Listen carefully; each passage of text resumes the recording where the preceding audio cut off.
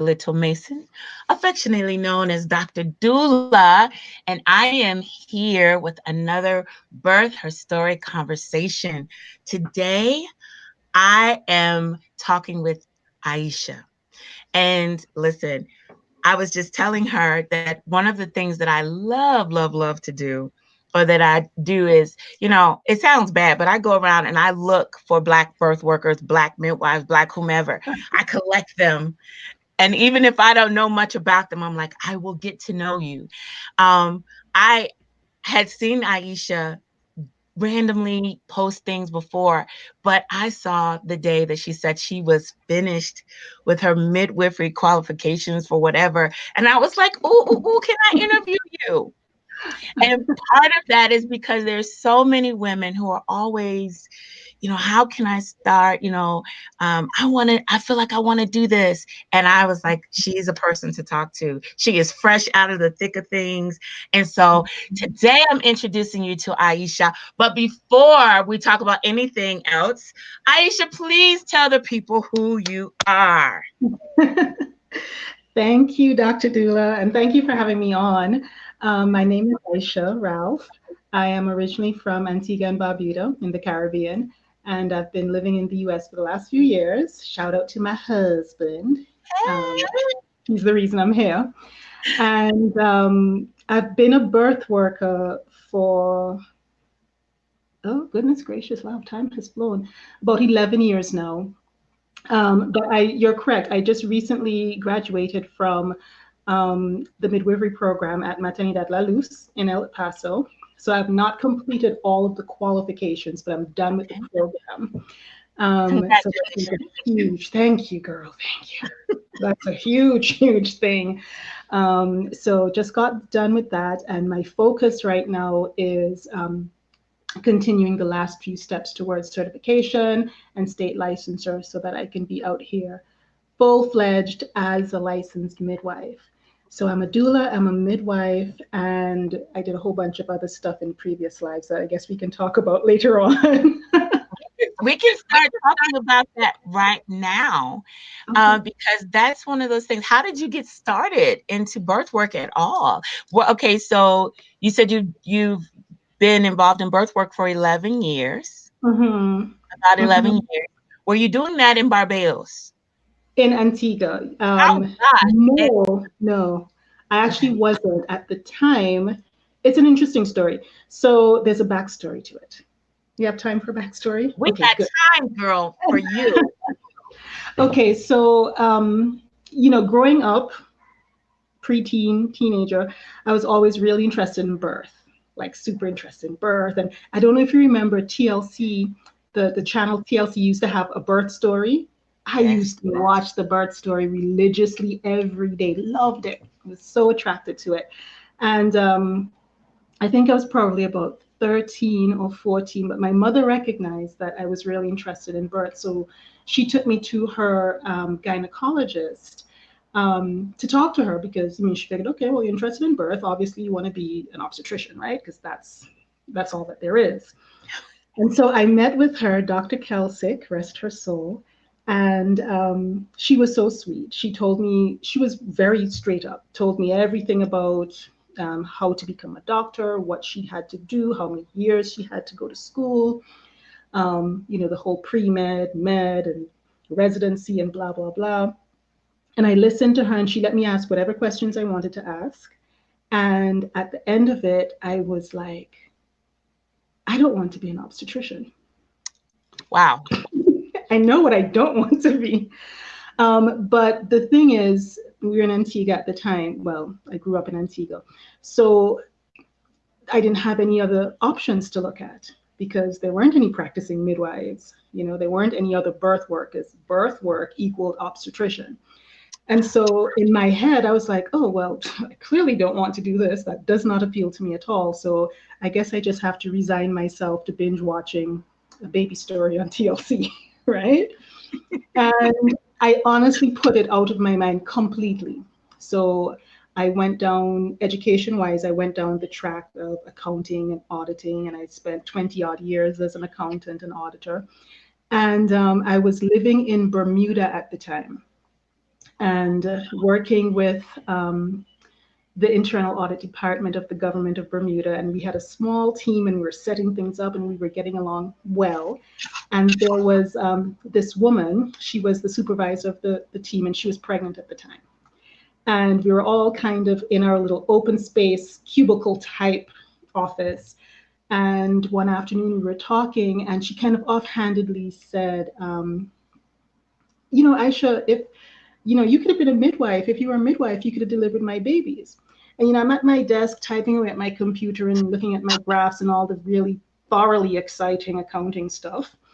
And and without even thinking about it, I said, "Oh, I wanted to be a midwife when I was younger."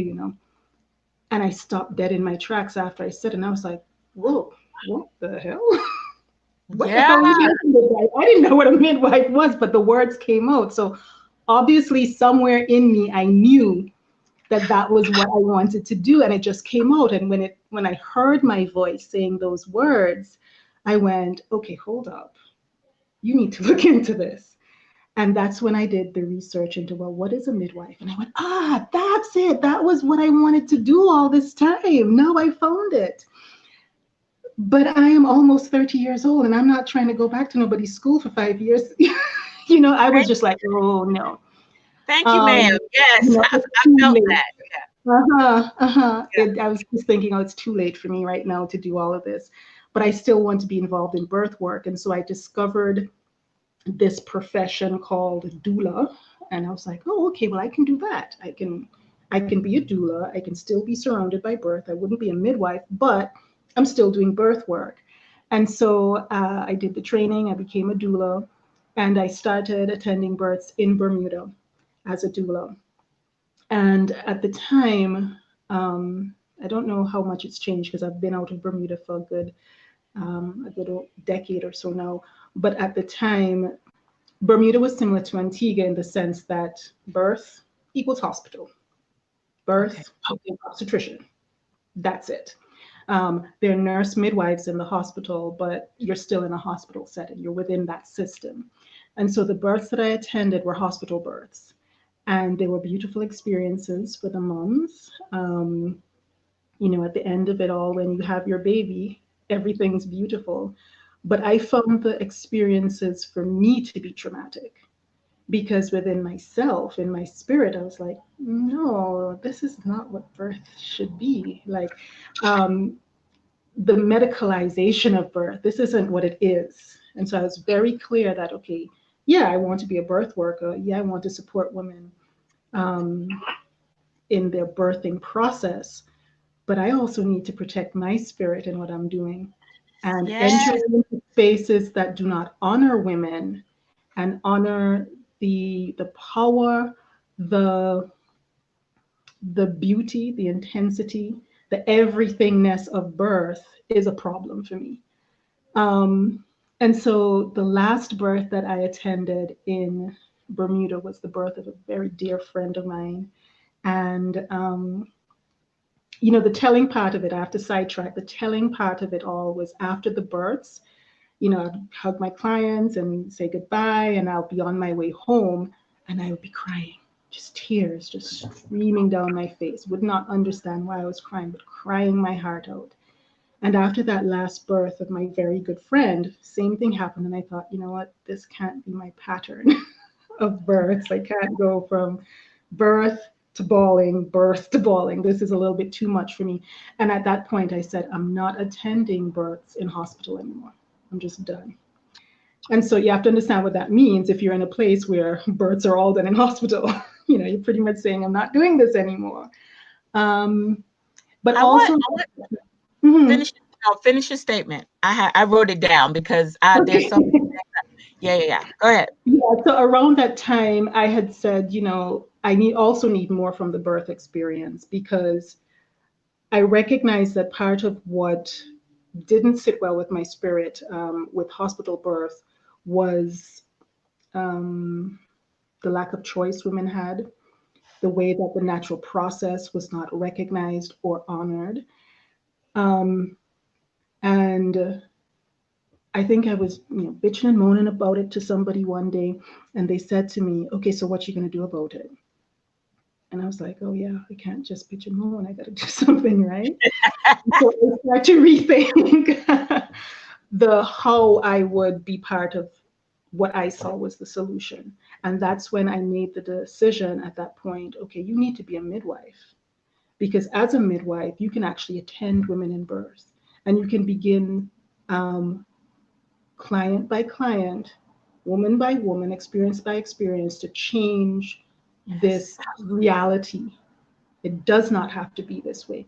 And so at that time, I said, okay, fine, I'm going to go and find a school. I'm going to suck it up and do this 4 year, whatever thing that's required. And I found most of the schools were 3 year schools. And then I found this one school that had a 3 year program, but also had a 1 year intensive. Um, Nice. in this place I'd never heard of before called El Paso, Texas. And I looked at the map and I thought, hell no. What am I doing? But this was the only place I could find that had a 1 year intensive program. And it was really appealing to me because the program offered, the didactic part of it, but also offered the clinical part of it. And I was like, okay, well, this really is what I need and want. And so I said, okay, fine, I'm just going to do it. So I went through and did my little spreadsheet because, I'm an accountant and everything has to be reduced to a spreadsheet or else it doesn't work. And I figured out financially, okay, how much time am I going to need to be able to do this? Like take a whole year off to just devote to studying and working in a birth center. And I made my little plan and I applied to Maternidad La Luz and I was accepted. Now, this is like 2008, right? It was a while ago. And I made all my preparations to go. And a few months before I was supposed to go, life kind of flipped upside down and I couldn't go. And I thought, oh crap, my one window of opportunity is gone. Wow. So I ended up back in Antigua and back working as an accountant and just, down that rabbit hole of accounting. If anybody who's an accountant who loves it, well, if you love it, that's great. But most people who are just doing it because they can do it will tell you, mind-numbingly boring. And it was that for me. It wasn't something that fulfilled me. It was something that I did and I was good at. So that's what I thought I had to do to make money. But I did not like it. I didn't feel fulfilled by it. And so time, as time does, went on, and I found myself several years later um, dealing with personal health challenges. That's a whole other interview on itself. Yeah. What happens to our bodies when we don't honor what we're supposed to be doing and giving our energy to things that we should not be giving our energy to. And we're going to come back to that. I'm taking a note of that as well because that is important. Yes, so important. I can testify. So I had to deal with all these health challenges, and those were beautiful wake-up calls. So I am grateful that they came, scary as they were. Several years later, married, living in the US, and the beautiful thing about life turning you upside down is that sometimes it forces you to be in so uncomfortable a position that you have no choice Yes. but to follow what your spirit knows it must do. And Yes. that's where I found myself. And I was in much worse a position. I didn't have the financial stability that I had 10 years ago. I didn't have the option to just take off and go wherever I wanted to because, I'm married now. So there's somebody else to consider. Um, but my spirit was just like, no, you have to, you have to, you have to. And I remember I um I was in deep meditation and my divinity said, you're gonna do this the hard way or the easy way. You pick. But we're telling you to do what you have to do. You know what you have to do. Just do it. No, I can't tell my husband I'm going to leave for a year. He'll say no and blend. Just do what you're told to do. Okay. So hubby comes home from work and I'm like, well, sweetie, uh, I kind of have to go to El Paso for a year to become a midwife. And I didn't explain it like that, but I explained it fully. This is a calling. This is what I have to do. This is what is being supported by my divinities and insisting that this is what what is going to be done, what must be done. And I said everything I had to say, and I waited for the objection and the no, you can't, and the opposition and the whatever else. And my husband says, "Oh, okay. So when are you going to go?" And I was like, "Oh, okay, good. We're doing this." I didn't think past this conversation because I didn't think we were going to get past this conversation. So I'll tell you in a minute when I'm going to go. But he was totally supportive of it. And I contacted my mother as well, who I expected to not be supportive of it and be like, well, you can't do this. And what about Nakia? And he's going to say no and blah, blah, blah. And her first words were, oh, wonderful. Go for it. Tell me how I can help. And so I share that to say, when you're walking in alignment, things just kind of come and fall into place and blah, blah, blah. And for me so far, that has been so true. So Beautiful. true. And so a few months later, I found myself finally, 10 years after making the decision initially, at Machanga Luz. And now I'm That is done. so, oh my goodness. I have like this whole little notepad full of just notes and things. Um, I loved when you were mentioning honoring, how when we're not honoring our spirit and what we're being told to do and feeling unction to do, that our bodies respond to that. They really Mm-hmm. do. It begins to set up things in our bodies. Would you talk Mm-hmm. more about that? Because that I've found that true. Some people just think, oh, it's just like, oh, I'll be mentally confused or I'll just pretend like it's not. But there are so many other manifestations that happen. And I love when you said, you're gonna do this the easy way or the hard way. Uh-huh. Uh-huh. And I went the hard route. Parents say sometimes a hard head makes a soft behind. I think I got that spiritual lesson. But no, it is true. It is true. And many, how do I say it? Many traditional healing systems will tell you that the physical manifestation of disease has a spiritual origin. So, like, stuff was going on spiritually before your body even manifested that something is wrong, right? And it's very important for us, particularly as African descended people, because we come from traditions that are holistic, that don't That's separate a person's physical body from their mind, from the other part, and then treat each of these things as if they're separate and can that's be right. treated independently of the others. So we don't come from a heritage of this sort of compartmentalized view of health. And it's important for us because I've seen it so many times when we go into these systems that take that view, they don't really help us that much. We don't really get healed because we're not being healed in a way that's in alignment with who we are as a people.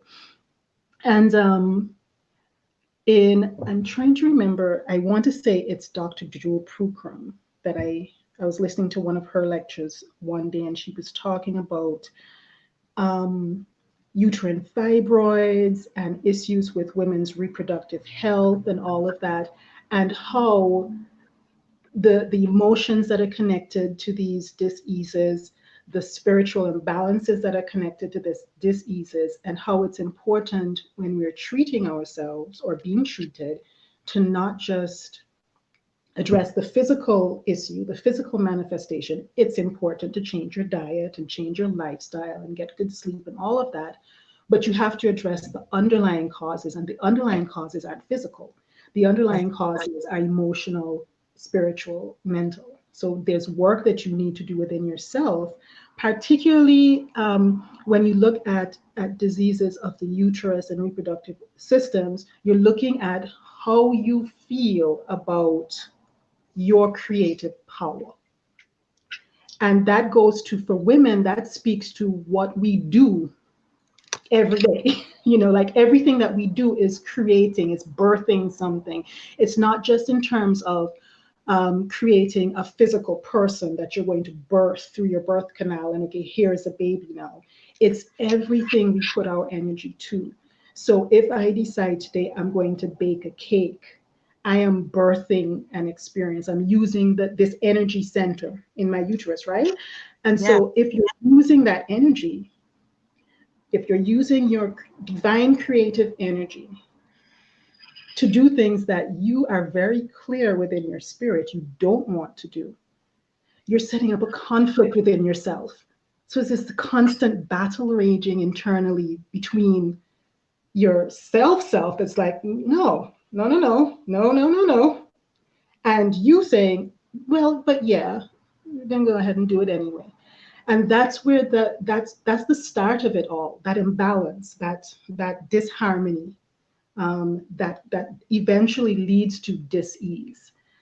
And so from my part of it, I had to deal with all of that. You know, All of I think that I love, absolutely love what you just spoke. I love the way you spoke it. Um, I think in this, especially in Western culture, but I can specifically speak about the United States, Mhm. we you talked about when we look at the traditional spiritual systems and ways of looking at things and looking at us and us not being compartmentalized and things like that. And then you talked about the disharmony. That is the epitome of what cognitive dissonance is. You know, Mhm. your spirit is saying this thing. Your spirit is telling you, you're feeling guided and led to do something in a certain way.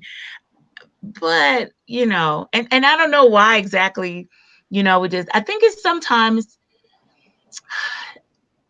you know, I don't know whether it's the feeling of I'm gonna rock the boat. This is gonna be so this is gonna and Mhm. you talked about before how you were waiting for the backlash. You were waiting for the backlash. And I think a lot of us sit in that space where we want to avoid that pushback Mhm. so much that Mhm. we just say, I won't. No Mhm. one's gonna, no, this is not gonna happen. But I just love that you mentioned that and you talked about that and really brought that out, especially when it has to do with women's reproductive health, you know, be- because Absolutely. I've been focusing on that, I don't know why this whole week has been me thinking about those kind of things in detail and in depth. But just the connection to us, some people will say, "Oh, we are the creatrix," and they call out, Mhm. say it in different ways. But to how did you say it? Because I had to write that down. You said how we feel about our creative power. Mhm. And there was a sister who we were I think we were talking about cycles, or we were talking about the uterus and what happens in some group. And the sister was like, honestly, I just, she was basically expressing how she just hated the whole process of everything that had to do with, Mhm.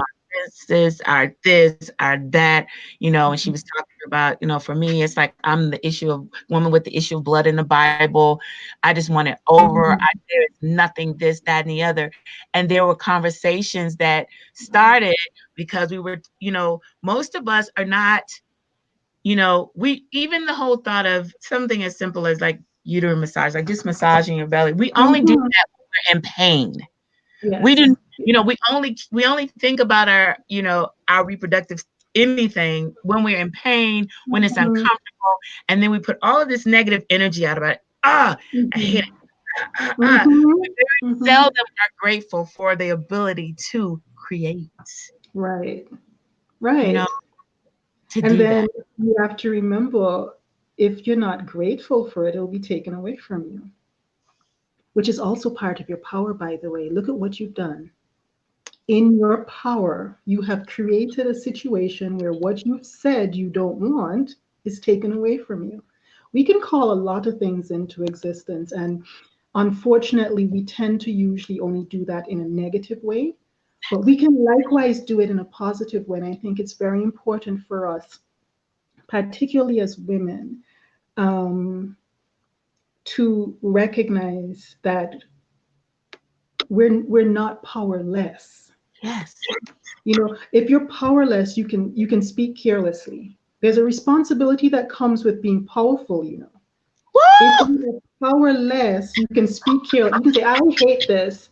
I can't stand this period. Oh, I just wish I never had this uterus. You can carelessly say things like that. But when you have power and you recognize you have power, then you need to recognize that there's a responsibility that comes with that. Because if you're going to go ahead and speak your power and say, I don't want X, know that you have spiritually created the ripple effect to create X moving away from you and coming out of your life. Um, Unfortunately, in our ignorance as Black women, a lot of us are creating intense dizzy states within ourselves and not recognizing that we, one, have the power to create that situation and likewise have the power to heal and move on from that. Um, That and it's that is not so an easy powerful. thing.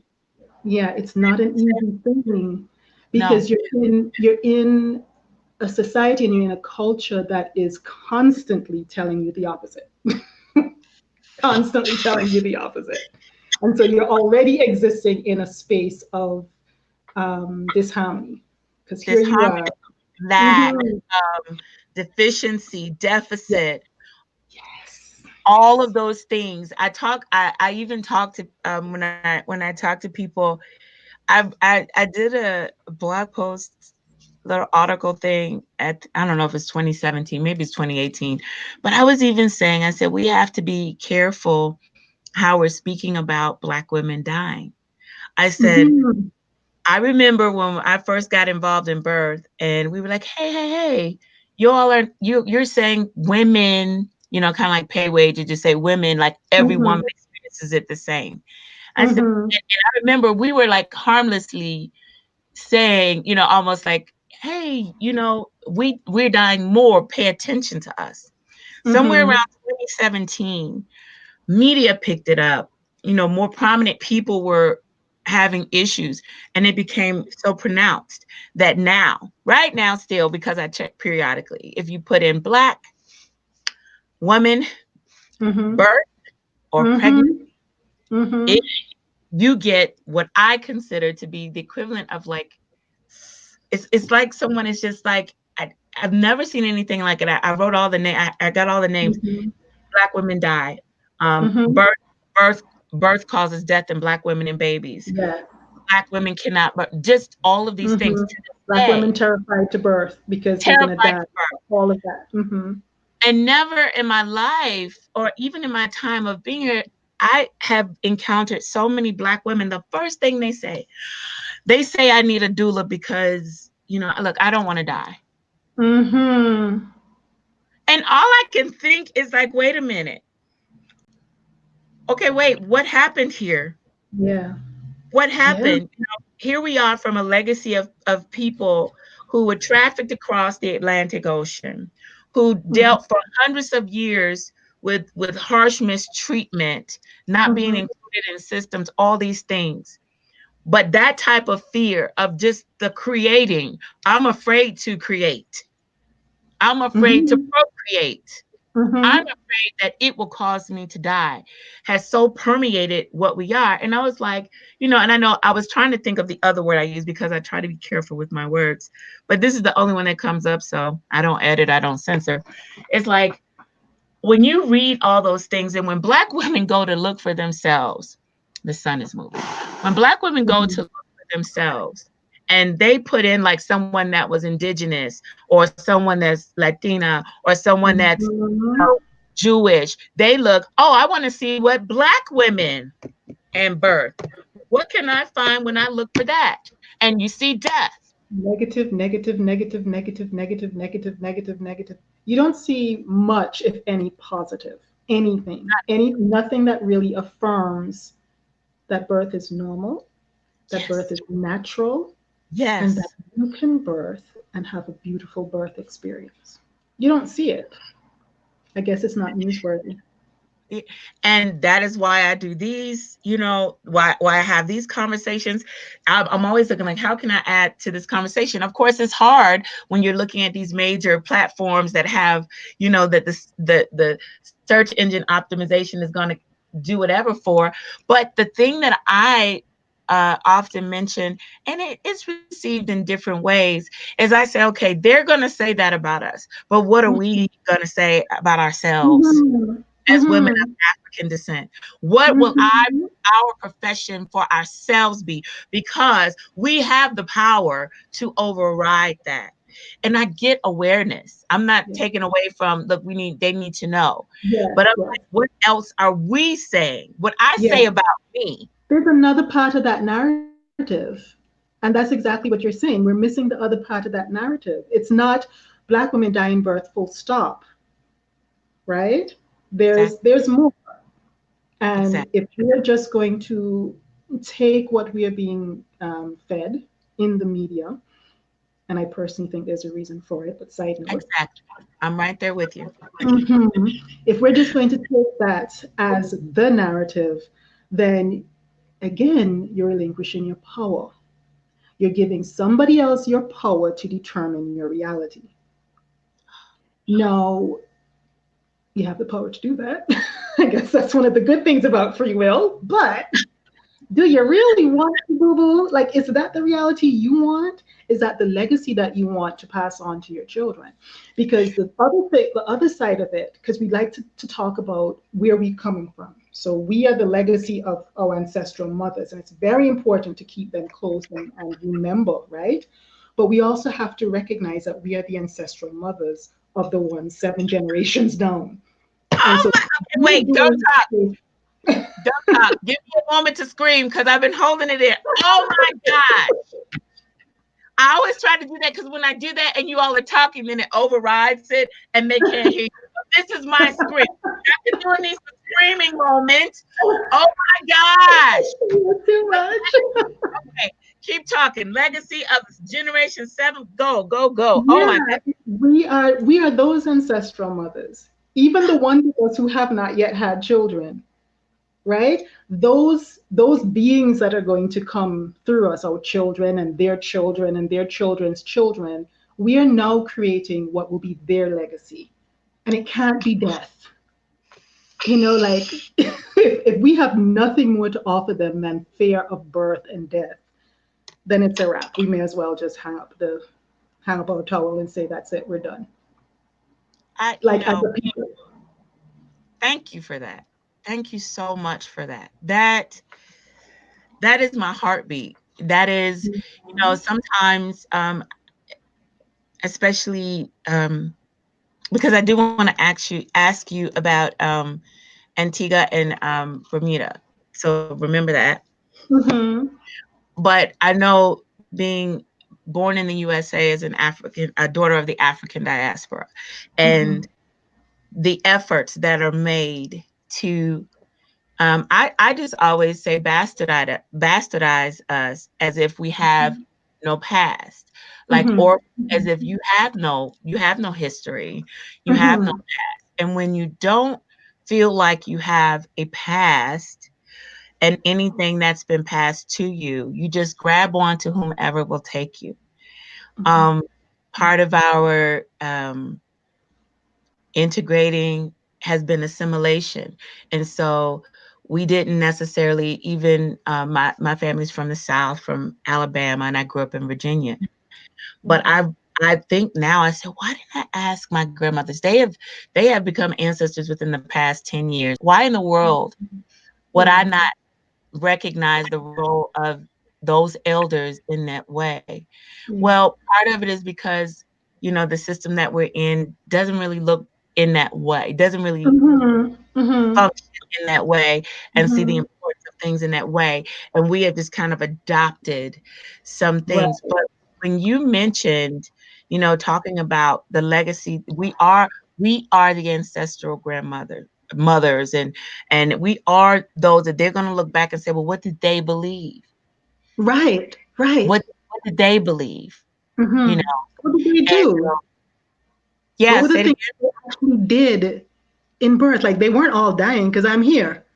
So obviously they didn't all die. So what did they do? My What did favorite they? question for myself is when I get stuck in places is, wait, what did, because I'm my sisters and I were the first generation born in a hospital. So Uh-huh. I Oh. say, wait, what did my grandmother and them do before they could go to the hospital in a segregated South? Mhm. And when we ask Mhm. those questions, and you wait, I'm here. And the fact that these maternal mortality rates, they haven't gotten better since we integrated. Right. Right. Infant, it's not like it was like, whew, finally they included us in the system and now life And is now it's all better. As a matter of fact, this is something that I have been thinking about, and I do need to do more actual research on it. But the granny midwives, and their documentaries, their books and stuff highlighting one or two. But I remember, and I can't remember her name now, so I apologize for that. But I remember there was one. I think she was in Alabama, and she is reported to have attended over 3,000 births and not one. and did not lose one baby, did not lose one mama. So that tells me her maternal mortality rate was better than what we're seeing today. So it's not just enough to say it hasn't gotten worse. It was better. If that's, you You know, know, like that's the part that we're missing. Like we didn't actually switch out and get something that was just as bad. We we, switched out and got something that was worse. It's not serving us. it's And we have not. to be able to within ourselves recognize that, use this thing up here that the creatress has given us so beautifully, think it through, come to the conclusion that it is not serving us, and then say, okay, well, thank you very kindly for your system that's not helping me. I'm going to go over here and create my own. I need so many screen breaks with you.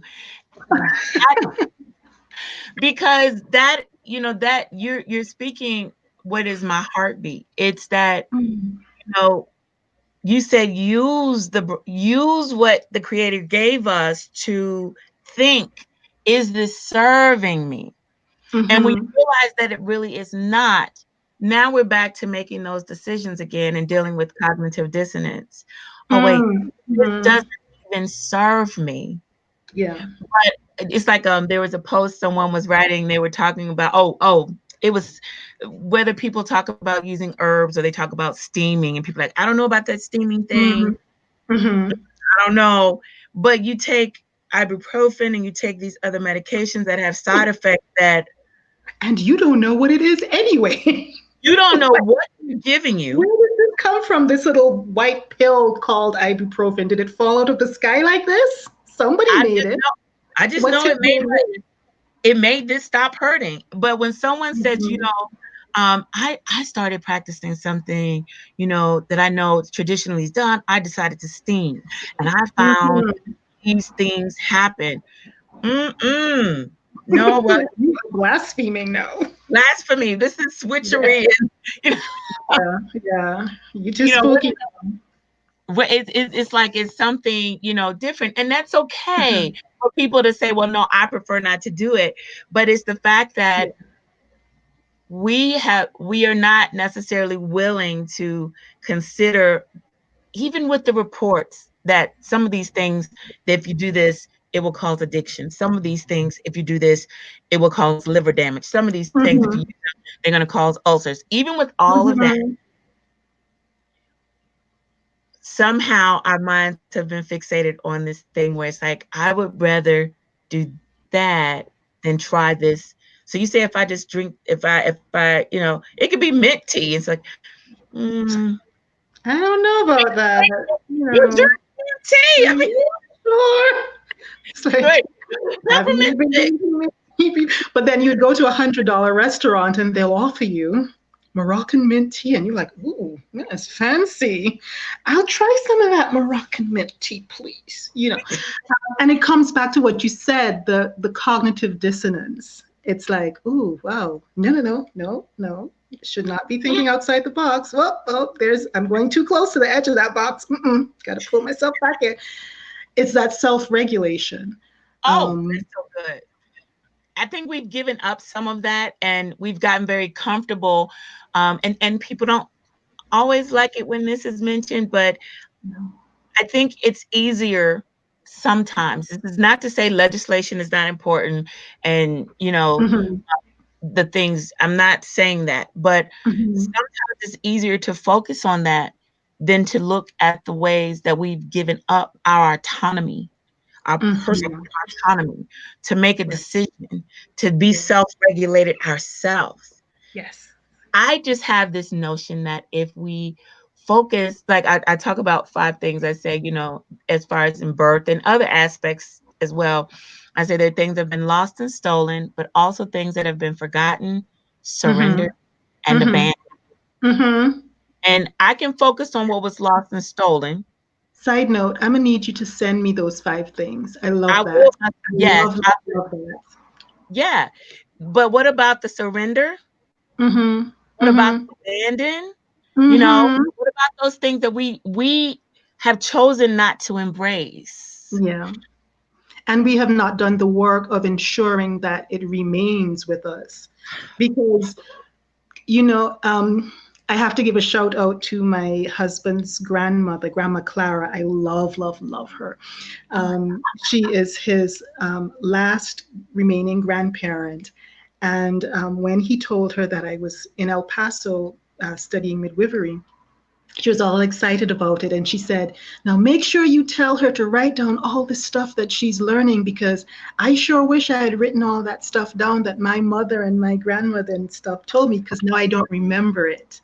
And every time they talk and he mentions me, she says the same thing. And it's, yes, ma'am, I have been writing it down. I heard you. But, I understand the essence of what she's saying. She's saying, don't let anything that's coming to you, anything birthwise that you are received, don't let any of that go because without a conscious and intentional effort towards retaining it, you're going to lose it, right? And this is too important for us to lose. And so I always, when I'm doing my spiritual work, I always remember her because she is a constant voice in the back of my head reminding me that what I'm doing is not just for, excuse me, today or for this lifetime, but it has to extend into the future past my time here. So when I'm dead and gone, there has to be something, some effect that what I'm doing now is going to have into the future. And I've been I, writing stuff down. I have been writing I it. love that. One of the things, so I'm going to say three things. I love that she told you that. Grandma Claire, I have a Grandma Claire too. She's an Oh. ancestor now, but I love that. Mhm. Um, and I love that she told you that to write it down Mhm. because she is preparing you to be that mother for the generations that come that are going to look back and say, what is it that we're supposed to know, that we should know? How do we care for ourselves? That's the first thing. The second thing I always tell people, I say, we think that somehow colonization or forgetting things happens over generations. It Mhm. really only takes one. Yeah. When they were colonizing certain places and indigenous places, they took the children Mhm. and they would say, we're going to educate them and we'll take them to school. They'll be back in the whatever Mhm. for a few weeks, a couple of weeks. They would take the children, they would take them and they would teach them whatever language and teach them whatever. And when they Mhm. came back, if the children had missed planting season, then they started forgetting how to plant. Mhm. Mhm. If the children had not been using that language and they had been taken very young, some of them Mhm. were forgetting their language. Mhm. If they were missing certain ceremonies and certain rituals that are done, then, Mhm. and I love people make rituals really deep, but ritual is just that thing. You brush your teeth, that's a ritual. Whatever you're Yeah. doing, Yeah. you We make all live breakfast. very actualized lives, and most of us just don't acknowledge it. Exactly. But whatever they're missing, now they're missing that ritual, that practice, that thing Yes. that reminds them and connects in most indigenous contexts and traditional contexts and indigenous people around the world. It Mm-hmm. connects in a certain way with how we live, Mm-hmm. how we do things. Mm-hmm. All Mm-hmm. you have to do is take one generation, and that's what they did. They took one That's generation, it. Yeah. and then that generation cannot teach their children. They take Mm-hmm. one generation that's not as connected to their parents, and then their children might or might not be around their grandparents. Mm-hmm. And Mm-hmm. so that communication, you know, all of Yes. that, the grandmother, the grandparents, while the parents are working, that are telling the grandchildren this, that, and the other. Mm-hmm. Some can't Mm-hmm. communicate because they don't know the language. Some, Yes. oh, that's the way we used to do stuff. I'm in the city now, and this is how we do this. Mm-hmm. I don't know what herbs. I think my grandmother uses those. She uses something. I don't know what she uses. Mm-hmm. And when we think it takes so much. I'm of the belief It really that doesn't. the same way those destructions can come quickly, that we are empowered, as you mentioned before, to create. And when we go and we seek, we do have ancestral mothers who their DNA still runs through our bodies. That says, I don't know why I do this. I just do this thing. Mm-hmm. I just felt like, oh, touch her there. I don't know why I did it. Just felt like Mm-hmm. I should do that. Mm-hmm. And So lo and behold, that's exactly what I needed to do. Or that yeah, was exactly the thing that I needed to get. Yeah. just Yeah. So we okay. I got goosebumps listening to you. That's why I was just sitting here like rocking. I'm I feeling got the same goosebumps. way. It's a lot of times we focus on the what we've lost. And because it's great, it's grand, it's It is. huge. You can't minimize it. And even as well read, as well researched as anybody can be, you still don't fully know the depth of it. That's how intense and deep it was. Um, but then there's the other side. Okay, so it's not going to be as easy because I don't have mother and grandmother and steeped in that tradition, doing the work of passing that on. And then I'm taking the responsibility to pass it on to my children and making sure they pass it on to theirs. And if they don't, then I'm here to pass it on. We don't quite have that structure as intact as it was in ancient times. Okay, but we have not been severed from our Hey, ancestral mothers and fathers. So it's oh my, not lost. We like to sit here and think, well, I don't know, so it's all lost. No, it might be hidden. You might have to go and dig for it a little bit. You might only get it in a dream or two first, and oh that will my, lead to the direction where you have to go. And then you're like, oh, it was here all the time. I just didn't realize it, right? But it's not lost. And the important thing for us to remember is ancestral connections cannot be broken. You see know, the that, assault that happened to African people at the hands of Europeans, at the hands of Arabs, at the hands of other people, as horrible, as barbaric, as savage as it was, it could not sever ancestral connections. So those grandmothers, grandmothers, grandmothers, grandmothers, grandmothers, grandmothers, grandmothers, they're still right here, like, hey, what's up? I'm here. You need me? Tell me what you need. Right. And it's really for us to consciously make that connection to say, oh, they aren't gone. I do have a connection to this. I need to find it. They might guide me to this is person Andrea Mason. Let me see if she knows. For some strange reason, I keep feeling pushed to talk to her on Facebook or to listen to what she's posting or listen to that, because that's them saying, okay, there you go, switch over here, go into this direction, sweetie.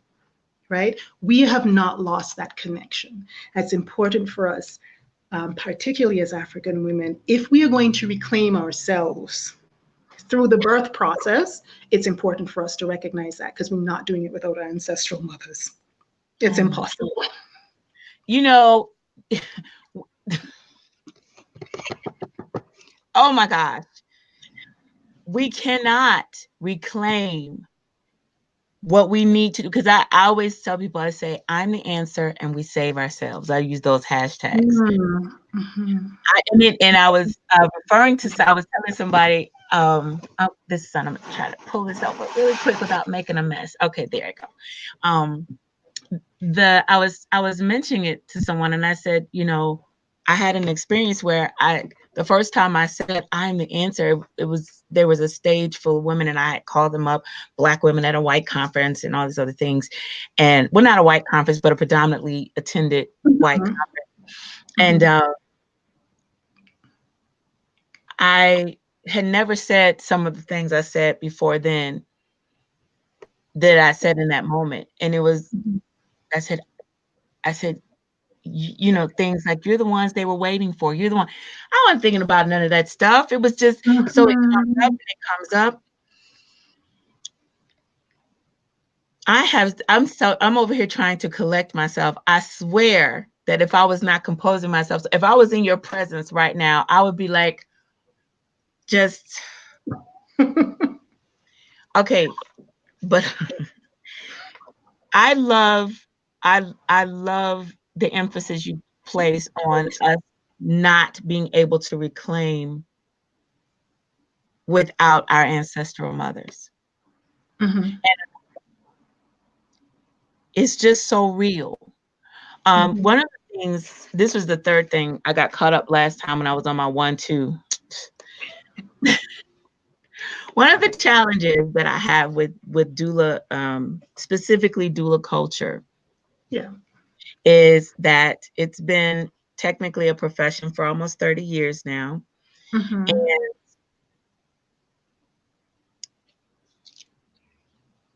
I have a feeling you would articulate this so beautifully. But it's one of those things I'm still trying to articulate. I ask people and I ask black women that are involved in birth work, what is our end game? And the reason Mhm. why I ask is because doula work has been a profession for about 27 or 28 years. Mhm. There are some people that are doulas now, even before the name of it and everything, that are doulas now for Mhm. for people's babies that they help birth. Mhm. Mhm. But I wonder, as a black woman, I say, okay, what is our game plan? Because when we talk about things like reclaiming, one of the things that sits in my spirit for me that is a motivator for me is the fact mother became an ancestor like a year before I got married, over 25 years ago. But one Mhm. of the things that I still hear in her voice, I hear it in her voice. She said, "Don't worry, Annie, when you have your babies, I'll tell you everything. I'll show you everything you need to know." It never left me. Mhm. That is my truth. I hear her in my ear. And so when I hear people talk about doula work without and sometimes I hear people say like your mom can't help you when you're pregnant. Your grandma can't help you. And I'm like, Wow. Okay. wait, no. That's all. When I ask my people, my 93-year-old great aunt, my grandmother's sister, Mhm. my relatives, my Mhm. father, Daddy, what do you remember about Big Mama? Mhm. Have, it's always, well, so and so was there. It's always her mama was there, her Yeah. sisters came. Yes. And so, okay, so I already told you this is not, I'm going to find a way to, when I say the end game for us as Black women, in our efforts to say, oh, we want to save Black women, or oh, we want to, something is going on. Yeah. Are we just looking to make doulas that I can then say, I have a doula business, I have a whatever? I have no daughters, but if I did and I felt disconnected, I would want to be learning so that I could reestablish what was done Mhm. before. I Mhm. was saying, hey, this used to be how we did it. And this Right. is when we were thriving. And this is when we were able to take care of ourselves. And this is Exactly. where we're not so dependent on the system that has shown Mhm. itself antagonistic towards us. But what I Mhm. see is that there's just a push. We need more doulas. We need more doulas. And I often wonder, and I ask some people, I asked a sister yesterday, I said, you talk to your daughter about birth. She's like 5 or 6, and she's like talking about her body. She's like, I said, I can't imagine your daughter not thinking that you are the person that she should go to if she had a question about her body. And the sister was like, well, I hope so. I hope she would do it. I hope so. I said, but that's Hmm. what we, that's what we, That's what we do.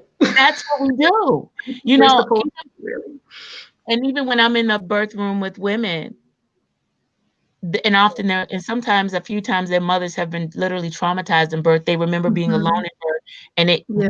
they Yeah. literally go to the corner. They're like, Hmm. please take care of, I don't know what to do. And so I end up helping the mom and to help Hmm. present Hmm. for her daughter. But I guess I don't know. I guess I just want to know your thoughts.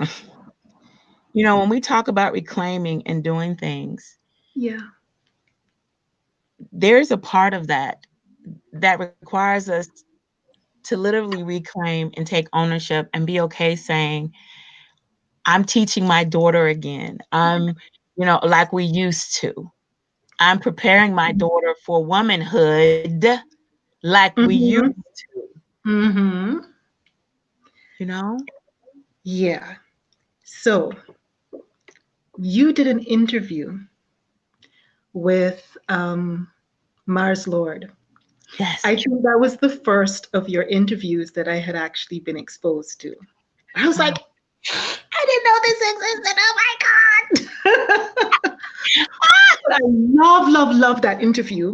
One, because Maslow is amazing, and two, because I got a lot of food for thought in that interview. And y'all taught me something that I did not know. And I have just been kind of all up in my feelings about it since then. In the interview that you did with her, you both mentioned or spoke a bit about the meaning of the word doula, Yes. and I did not know that that meaning was that meaning. And I said, "Oh, I am no longer using this term in reference to myself because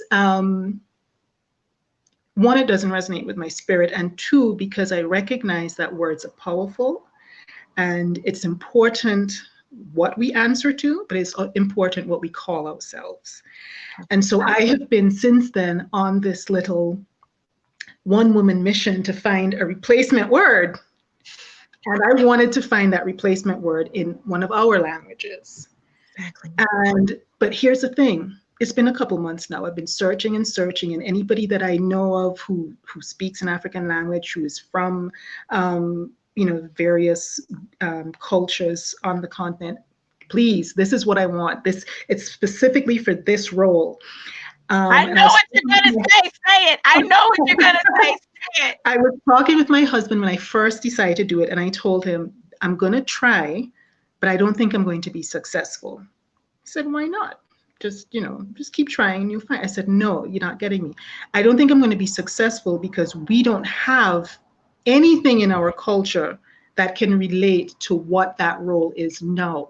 It wasn't a separate thing. It wasn't separated from mother or sister or cousin or neighbor or this was a role that the women really in the family within the family did, right? So even having it as a separate profession, really, if you want to, take our thought process all the way through, is problematic. It's the way it is right now. Get it? But ultimately, if we are going to be reclaiming the systems that our people have created, there is no role called doula. There's no equivalent role. That role is wrapped up in mother, grandmother, auntie, sister, cousin, best friend, whatever. That is just what was done, right? And so that's why. And I haven't. I said to him I didn't think I was going to find, and I haven't yet. the words that people have been saying is like, well, that's actually the midwife. And I'm like, no, no, no, I don't want the word for midwife. I get that word. I'm looking for the word for this person. And I remember, I think I was speaking with Sister El Afyon, and I asked her about it. And she said, we were talking and going back and forth. And she said, well, you're not going to really find a word. And I said, I didn't think I would. And she affirmed what I was thinking, that there is no word for it because it wasn't a separate role, right?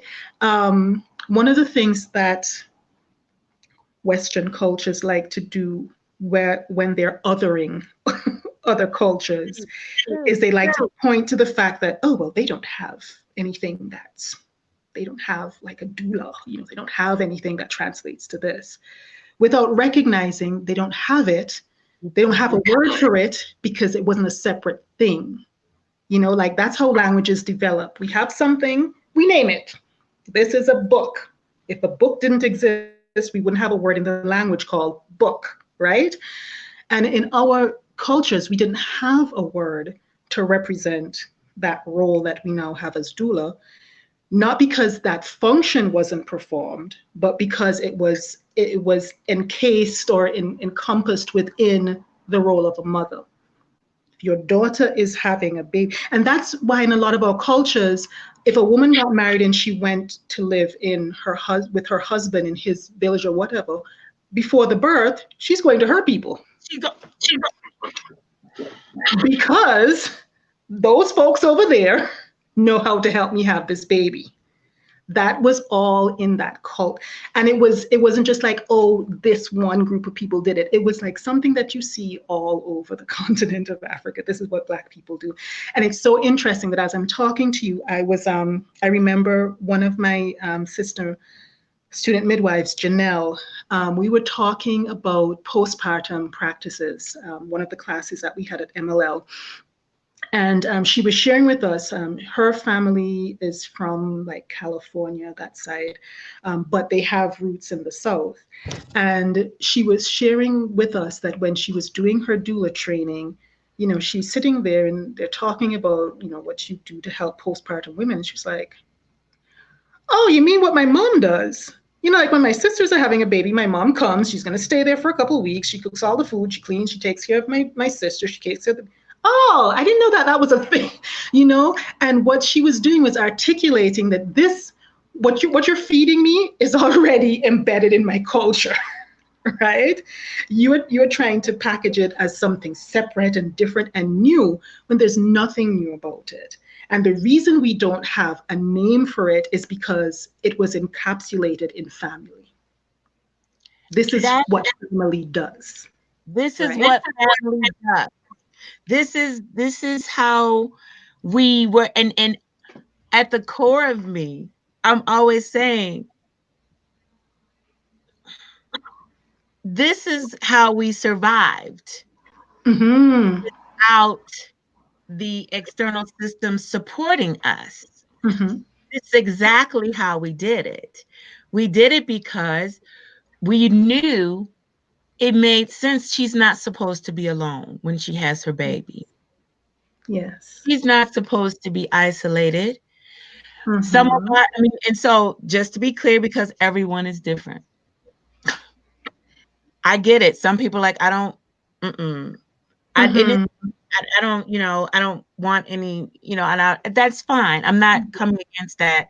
But I am saying that some of the things that we have made now, things that need to be purchased, things that need to be done. I Yeah. have this big, humongous map of Africa on my wallet that goes from like all the way, right? It's in Uh-huh. French, and I don't speak French, but that's not the point. Um, but I have this Africa to the diaspora um, Uh-huh. project that I do, Mm-hmm. and I have 5 or 6 countries. I can't remember. I think Ghana, Kenya, Zimbabwe, South Africa, Morocco, and Nigeria, I think. Mm-hmm. And I go and ask these questions. Is the Africa to the Diaspora Birth and Postpartum Project? It's not to find out the intricate details, but it's to find out the practices because, things like herbs are going to be different all. Mm-hmm. So I'm Mm-hmm. not talking about that. But I am talking about the the things that are done. Yeah. There are things that are done all over the continent, Yes. regardless of where they are. Yes. You know, all over the continent, they believe that women should be warm, which, Mm-hmm. which counters, a lot of things Western culture does. They Yeah. believe that um, a woman, like that there should be someone with her. They might send a teenager. Mm-hmm. They might send someone. What they believe that she should be able to rest and do Yes. nothing. They Yes. all over the continent, same thing. All Yep. north, south, east, west, same thing. Universal. The Everybody's type of wrapping bellies. food she's supposed to eat along The the whole type, line is not supposed to be cold. The types of food she's supposed to eat are warming foods, are heating foods. The practices of it might right? be different things that you're Yes, doing, but the essence of it is the same. You're closing up back up that body because yes. you recognize that that body has been opened up to allow this baby to go through. Girl, you're giving me goosebumps. Oh my goodness. I'm over here like, oh, why don't I have her close to me? Oh my goodness. Right? The concept of the 40 days, roughly 40 days. I Oh remember when I had to do, we at MLL, one of the assignments, some of the assignments that we have are presentations to the class. So you get different topics and you have to do the presentation and basically teach the class that topic. And I had postpartum practices, right? And I wanted to do postpartum practices around the world. And I remember thinking, wow, that's interesting. Oh, no. The reason I wanted to do postpartum practices was from a Moroccan proverb that I heard of related to postpartum. And it says, a woman's grave is open for 40 days. yes. And I went, oh, okay. So I looked into what they do there, and the tradition has this roughly 40 days. You're doing special stuff. Here in El Paso, the birth center primarily serves Mexican women. In Mexican culture, in many Latin American cultures in this side of the world, they have the cuarentena, 40 days. Yeah. I'm like, what's up with this 40 days? So I'm looking through different parts of the continent of Africa. I'm looking at places like India and 40 days, roughly 40 days. Now, it's interesting because, and I must say this, it gives me great pleasure to say this. The Western world figured this out yesterday, pretty much. They have as the appropriate postpartum period 6 weeks, right? You should be back to normal by 6 weeks. What's 6 weeks? 42 days. 42 days. There's that 40 days again. So you see this ancient wisdom that's not just fluff. That's not just, based in nothing, which is a lot of the times what sort of people coming from a more Western mindset will tell you about practices from other cultures. Ooh, that's weird. Oh, that's not really based in science and blah, blah, blah. Really? Really? These Really? cultures have been doing this for millennia, and you figured out a few days ago that it's the 42 days. You figured this out a few days ago, but they figured this out thousands of years ago. So Thousands. obviously, I'm not going to say no to that because y'all figured some stuff out a good while ago. I want to figure out what else you know. Teach me more. And just as you said, you see these common practices. She needs to rest. She needs to regain her strength. She needs to keep the warmth in, not let the warmth out. And so you see it manifesting in different practices. So you'll see, like the Mexican women, they plug their ears with cotton balls. And it's like, what do you have cotton balls in your ear for? It's like, so that the heat won't leave me. In India, it might look differently. In Southern Africa, it might look differently. But the concept is the same. You need to keep that warmth in. You don't let cold in. So they have these practices of eating certain foods that are Warming. infused, yeah, infused with herbs that are warming herbs that are Garlic heating. and the ginger Mhm. and Yes, all of that. Yeah. yes, Yes, the drinks that they make. Yes, Cinnamon. there's a reason for all of that. And there's also a reason why, and I probably will get some flack for this because whatever. Go But there's a for it. reason why things like postpartum depression aren't prevalent in places that still adhere to these postpartum practices. I, I I feel the same way, and I understand that right now everything is like, but where's the evidence based, whatever research for that? But observationally, when I look at that as a researcher, it's also what I see. The women are not Mhm. left alone.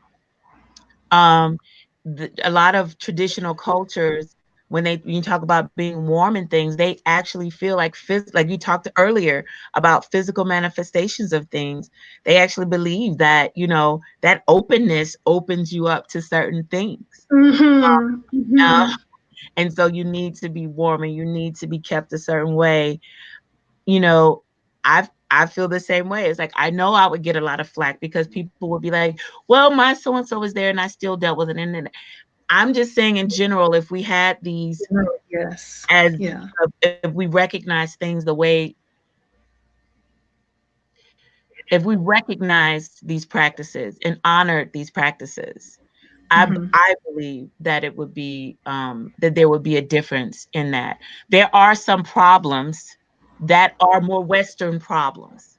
And Mhm. in all of our talk, we have to acknowledge that. We can't just Mhm. act like, I think that's one of the things with Western culture.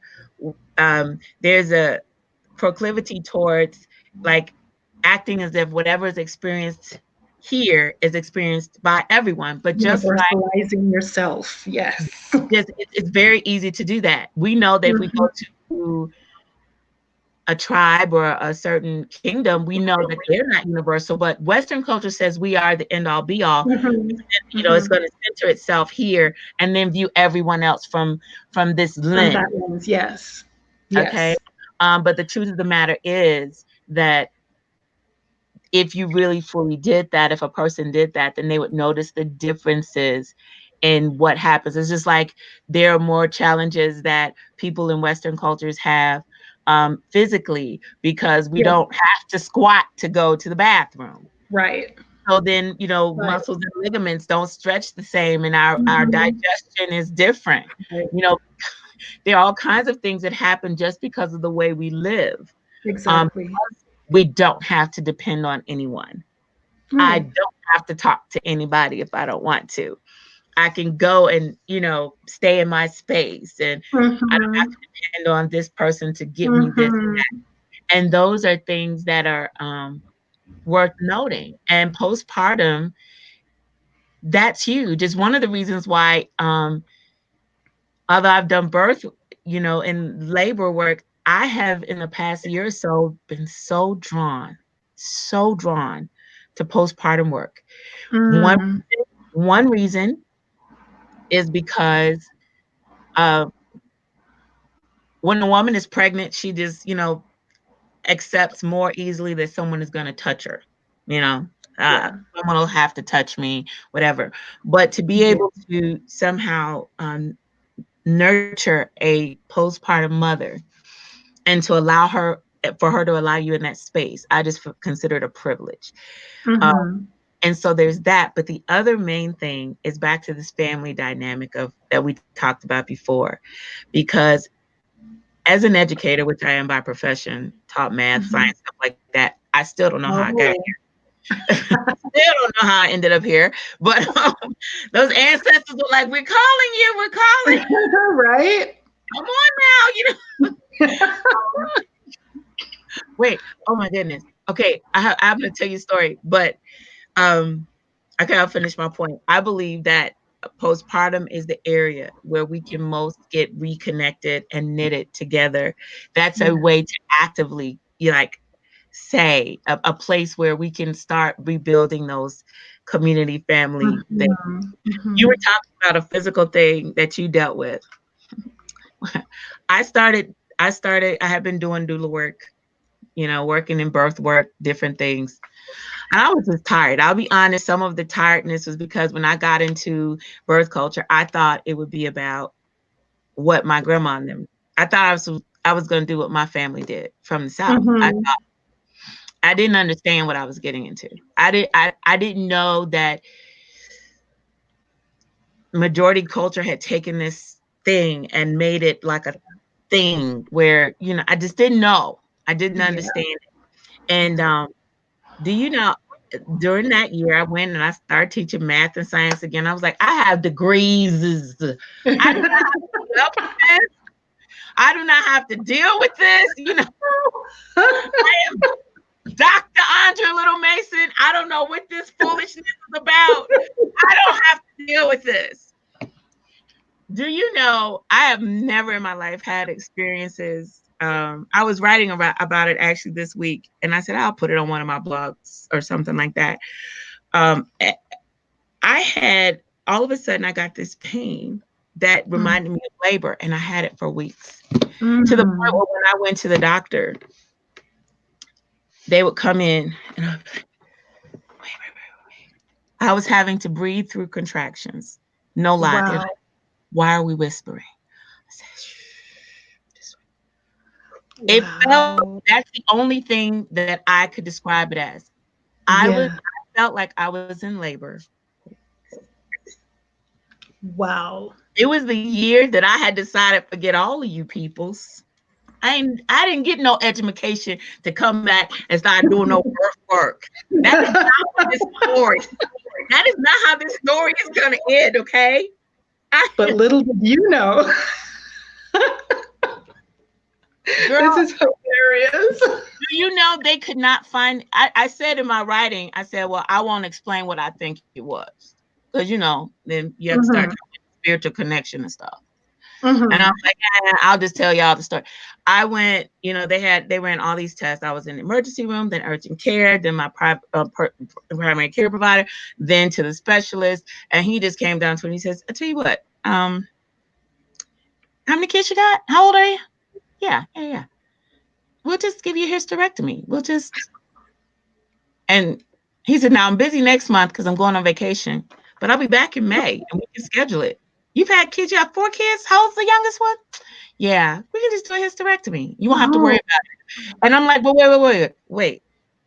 Okay, so you saw fibroid and you saw this and but the pain is nowhere near anything you talked about. So what you say you saw is not where I have pain. He said, yeah, but if I just do the hysterectomy, then you won't have to worry about any of it. oh my But goodness. the pain that I'm identifying to you after It's all of the MR, big. all the tests, all the Yeah. tests, I didn't know that they had been giving me the test so that when he looked at it, he said, oh, yeah, you've had all the tests. Yep, yep, yep. Yep, you got there's the son. Okay, okay, you got the ultrasound. You got, Mm. yeah, we can do this. You already have the test Mm. to do the hysterectomy already. I didn't know that's Mm. required to do that. I thought they were trying to help me. Mm-hmm. They Wow. couldn't they couldn't figure out where this pain was coming from that had me walking like I was in labor for weeks. That had me in pain like I was in labor. But as I tried to figure out every other thing, I finally had this elder come and she was like, you want to try something else? She said, this might be something more than just, she said, this might be more than a physical thing, you know? Yeah. And as soon as I started acknowledging other things, all of a sudden, Mm-hmm. little by little, it started to go Mm-hmm. away. Mm-hmm. And that was my last year teaching. I went right back in the birth where I was like, okay, I'm here. Since I'm You here. heard your ancestors, yes, ma'am. I'm I'm going right here. back. I'm here. What do you want from me? What do you want? I was like, why didn't you tell me before that you could, I wanted to be a midwife when I was pregnant with my third one. And in Illinois, you can only go the CNM route. And I was like, I have a master's Mm. already. I'm not starting over. I do not Oh, want to just hello. take care of people like sick people. Mhm. I want to be a midwife. So I was like, Mhm. no, and only people I knew, they were doing stuff underground. And I was having babies, and I'm not trying to be taken away from my babies. And Right. so I was like, no, I'm not going to do that. And I was arguing, say, why didn't y'all do this earlier? Why didn't you let me look at all these people that have lives that have been centered around birth? I always have Mhm. been interested. I've always helped people with their, but why didn't you all do this before? And they were like, nope, we wanted you just like this. We Mhm. wanted you just like this. We wanted you at this stage Mhm. of life. We wanted you With these this experiences that you've had in the past and everything that they've taught you. Yeah. excellent. Yeah. So, okay, I had to tell you that because you were talking about before how you had your own experiences that kind of, is there anything you want to share about that? Just that a hard head makes a soft behind. um, no, I totally understand what you were saying. It resonated with me completely. Um, it's unfortunate that we have these aha moments with the healthcare system when we realize, oh, this is not healthcare. What you're offering me is not healthcare. You can't offer me any different. You have So it's nothing. one thing to realize, okay, you're not offering me healthcare, but it's something altogether different to realize, oh, you just can't. You are giving me the best that you've got. And if the best that you've got is, oh, I'm just going to cut your uterus out, you don't have anything for me. You have You have nothing. nothing. And I know for me, it sounds like for you as well, but I know for me, my ancestral mothers and divinities recognized you need to learn that lesson first and then go ahead and do what we have for you to do. And so I did have, like you, I did have those, why, my goodness, like, why didn't you just let me meet a midwife at 14 and we could have been done? Come on. I wouldn't have had this problem. I might have been living in this other place, living fabulous and whatever. Why no?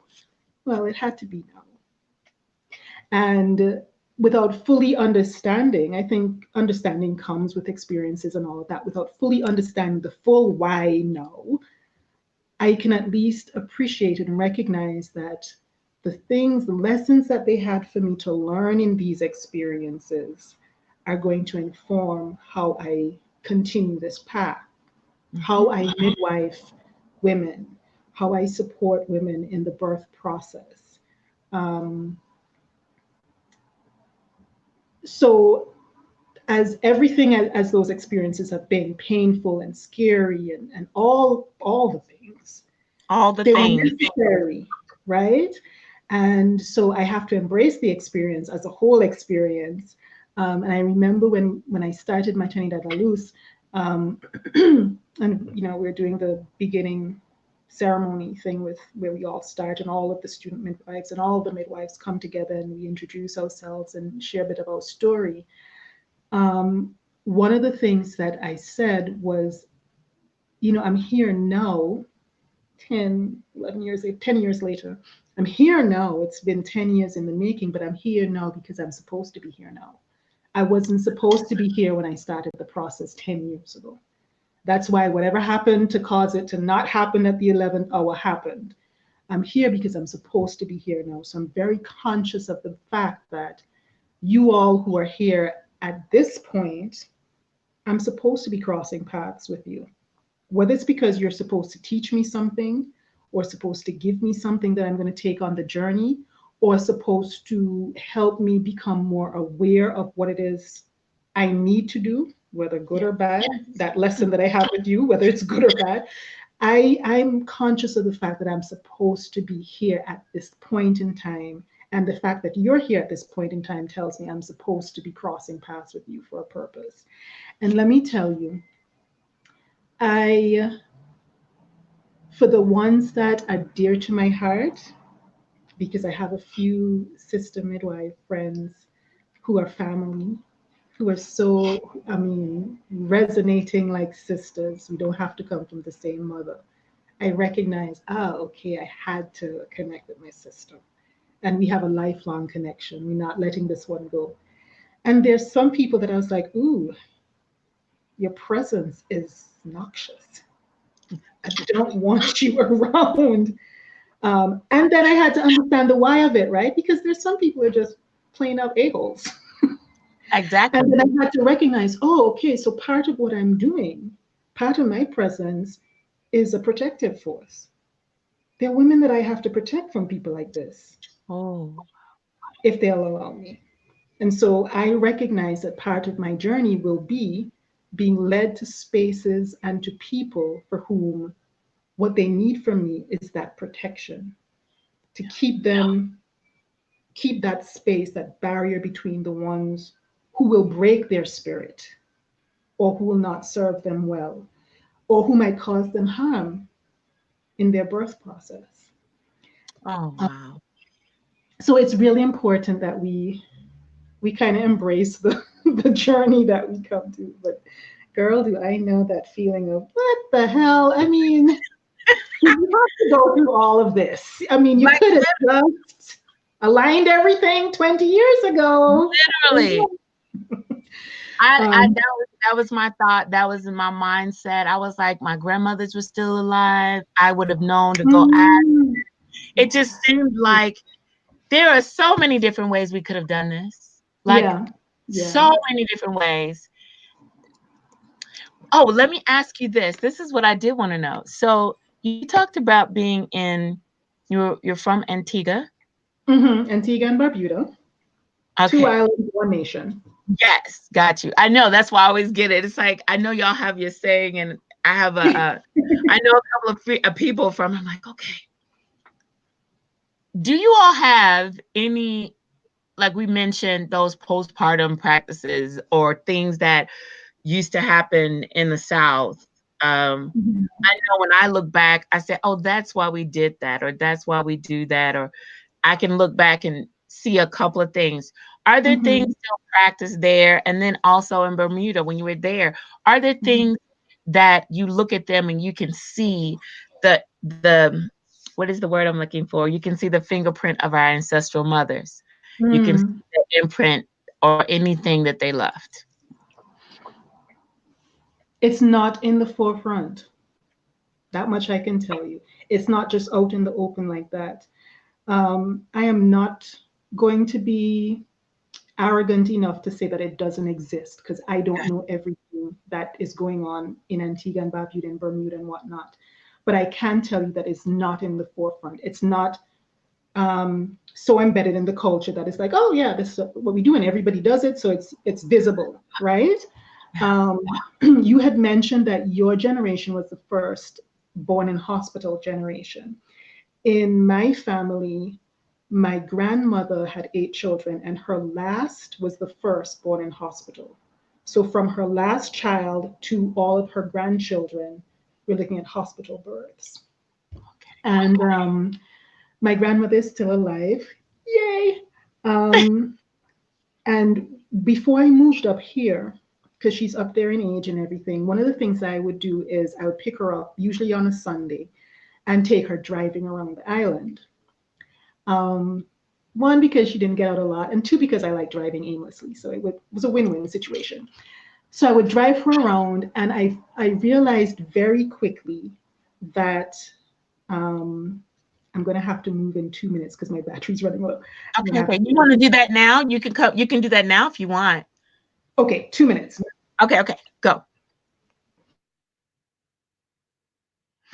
I'm gonna fix this light that's coming on my face.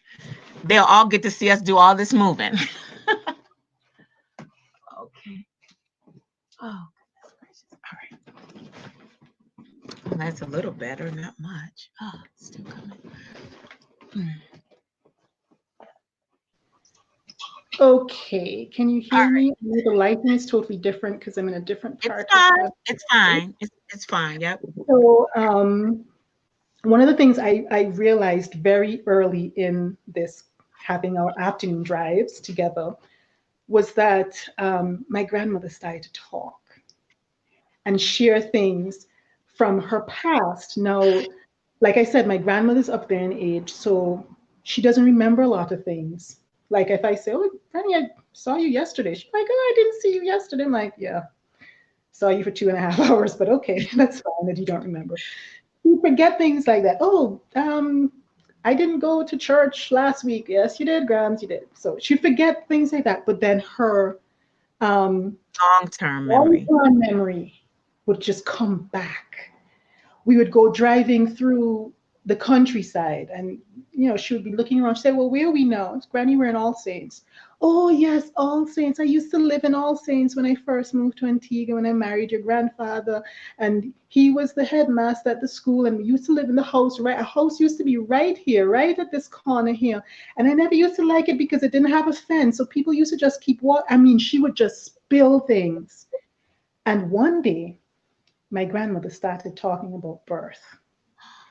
So apparently, my mother had mentioned to her, and I don't even know how it came up in conversation because mom and I weren't talking, not talking about it. Like we Mhm. hadn't spoken birth word, but my mother had mentioned to her that I was attending women in birth. She couldn't remember the word doula because I was using that at the time, but she was explaining, oh, she's helping women with birth. And so, for whatever triggered my grandmother as we're driving, my grandmother said, I remember what triggered her. We were driving through a part of the island called English Harbor. And English Harbor is an area where my grandmother first moved to when my grandmother's from St. Kitts. Okay. She came to Antigua, married my father, and they lived in English Harbor first. And that's where her first child was born, blah, blah, blah. So we're driving through English Harbor, and she's telling me, all of the memories that she's having. And then she says, "Daphne, my mother, Daphne told me that you're doing things with women and birth." So I said, "Well, yes, Grandma, I'm a doula," and explained to her what I do. And she just started to talk about her births. And let me tell you, I was driving, I was like, "Oh my God, I need to stop and tape this." Yeah, Because yes. I have to tell you, growing up with my grandmother, I've always loved history. I've always been curious about history. And I remember growing up and asking my grandmother different things like, "Wait, Granny, you were around when World War II happened. Tell me about that." She would always shoot me down. "Oh, that was a long time ago. You don't need to know about that. Oh, that wasn't a nice time. You don't need to know." So she never shared history with me, right? So to be in this space where she's like just spilling it, I was just floored.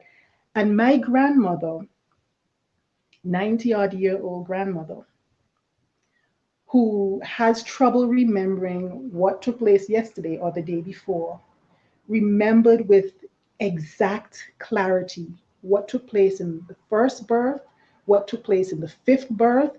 She remember, and I remember thinking, because she went through all the births with me. With Patsy, this is what happened. With Len, this is what happened. With Eric, this is what happened. So and so was here. This was the doctor. And I was having the pains for so long. And then my sister Doris had to go and call. So that was with Yvette's clarity, like it happened to her yesterday. She did not forget anything. And I remembered when I did the doula training, one of the slogans that they taught us was, "How will she remember this?" And let me tell you, that drive with my grandmother brought home to me how real that was. A woman never, ever forgets her birth experience, ever. Time does not take it away. The quote unquote aging of the mind does not.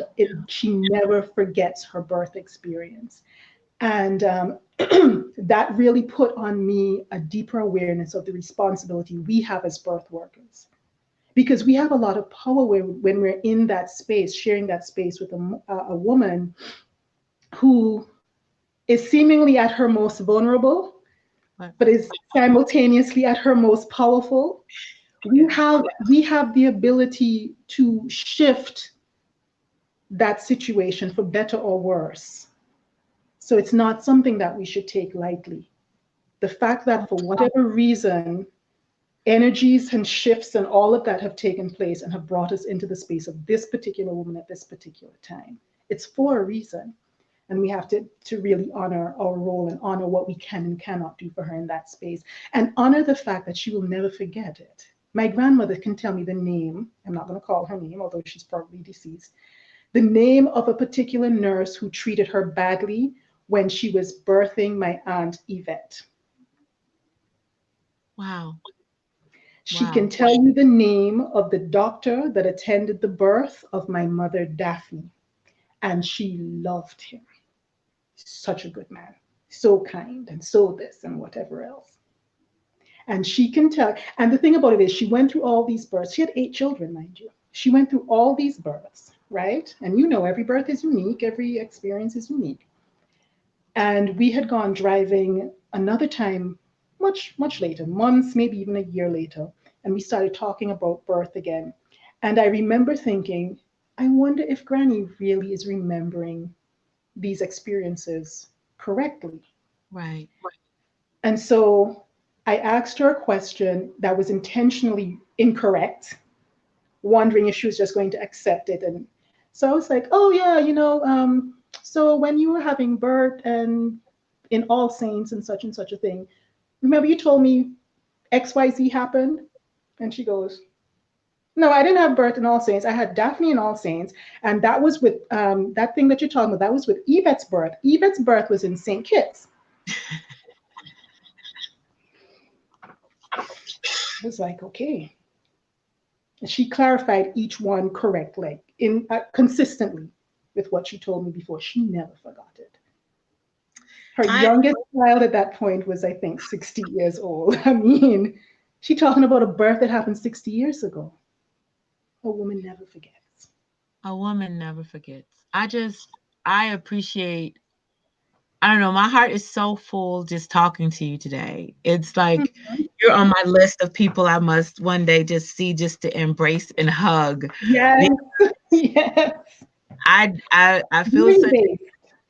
huh? Where are you based? I am in the south side of the south suburbs of Chicago. Oh, okay. I don't know why I had in my head that you were in Mississippi. Ah, for all I know, you're prophesying. Who knows, right? Well, But one day we will cross paths. However, I didn't answer your question. You were asking about the birth practices.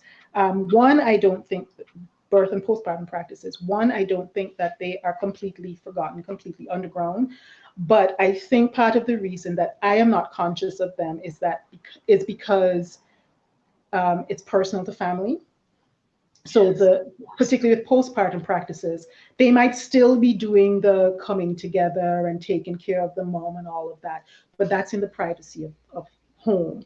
And so I might not be conscious of it because I'm not seeing it practiced in my own family, just as an So example. so So mhm, you you would say that there are, because that's a little different than what's in the US. You would mhm. say that there are, is it that you're saying you sense that there are things that would be done privately, or culturally that kind of thing would be done privately, or what? Do you know what I'm saying? Culturally, it would be done privately. So if these practices still exist, they exist within the confines of family, right? And it's not something that's a big thing. So it's not necessarily spoken about. My Got sister you. had a baby, okay, I'm going to go over there and stay for a week and I'm going to take care of her and the baby. And then when I leave, my other sister's coming. And it's not even something that we would necessarily announce. So it could be happening and I'm just not conscious of it. In my own family, because the family itself was close knit, whenever an aunt had a baby or something, it was a given. We already close. We already come to the same house every Sunday for Sunday dinner. And then throughout the week, the aunts who and uncles who are living in separate places, them and their children are coming through the house because, there should be food and coming for food, gonna eat, we're gonna stay, we're gonna do whatever. These things are already happening. So I say that to say I can't identify, oh my goodness, they did a belly binding um, ceremony or something. I don't remember seeing any of that, but I don't know if any of that was taking place outside of the sight of children or it, I I don't know. get it. I say I that get to say it. I don't know for sure. No, I get it what you're saying, because like when Mhm. you said, "Oh, my sister had a baby," that's exactly when she said it. I was like, "Well, yeah, that's what my sisters did." And remember, I said I was the first one to have a baby, and my mother had become an ancestor a year before. But when I Uh-huh. had a baby, even without my mother being there, and I don't think we asked our grandmothers and all of those that we could have, or Mm-hmm. anything, because we didn't think of ourselves as needing to ask. They Mm-hmm. instantly said, okay, I can take off. Okay, I told my boss that between this one, your due date is here. And it was like Mm-hmm. one came, and then, okay, this one is leaving, this one is coming. It was not a Yes. thing. And when you said that, what came to my spirit was another aspect of Western culture is glamorizing certain aspects of things. So Yes. if we Yes. go and find something in another culture that looks like, in this culture, what they do before they eat, they take the two things and they do this. Those people are not thinking about it as that. Right. They're Right. not thinking like, Right. oh, like, so if I go to Africa and we're going to eat and we're doing eating with hands that night, and so they Mm-hmm. bring a bucket of water, whatever, they're not Yes. thinking about this as a ceremony. It's like, bring me some water so Right. I can wash my hands, so I Let me can clean eat. your hands because I'm going to be touching the same food you touching, boo boo. Let's get our Exactly. hands clean first. So let's clean our hands. Well, by the time Mm-hmm. it's translated into Western culture, it becomes a tradition. Mm-hmm. A It becomes thing. a thing. Well, It's a first, ceremony. it's a Yes. ceremony. Please Yeah. bring the golden chest of the whatever. And Yeah. when they might have just used that because that was the bowl that they have that, they use for water. Now we make it, and I mean, we as in the Western context, Mm-hmm. sometimes we take those things and do that as well. I really appreciate you saying it that way, because there are things being done in families. It's the reason why I tell people, talk to your elders. That's a whole thing I do at my Mm-hmm. birth ambassador workshop. It's like, go talk to the elders.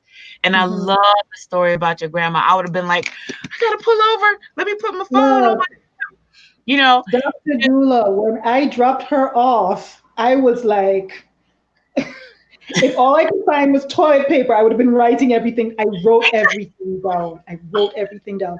And I just remembered something that she said to me that it broke my heart because she went through all of her births and then she recounted that her last with my uncle Bert was the only one in hospital.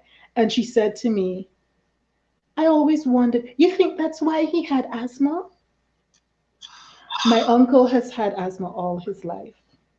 And I was like, wow, so for 6 decades, this woman has been walking around with this thing on her spirit that her decision to to go birth to. her child in hospital versus at home, like she did with the others, might have been the reason he has asthma. The guilt that some mothers hold and carry, that's never really spoken a lot of times. It's amazing. It's It is. intense. It's That intense, and really broke my heart when she said that. I was like, no, let that go, sweetie. That's not something you need right. to keep on you. Like, let it go. Let it Mhm. go. Okay, I'm in the south suburbs of Chicago. Where are you based, Miss Aisha? Right now, I am still very much in El Paso, Texas.